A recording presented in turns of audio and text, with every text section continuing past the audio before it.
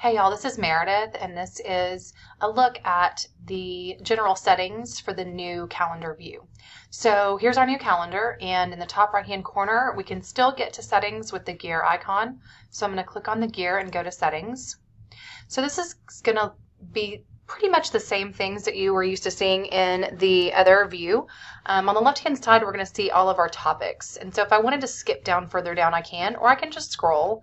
Most of these settings you're going to keep the way that they are set up.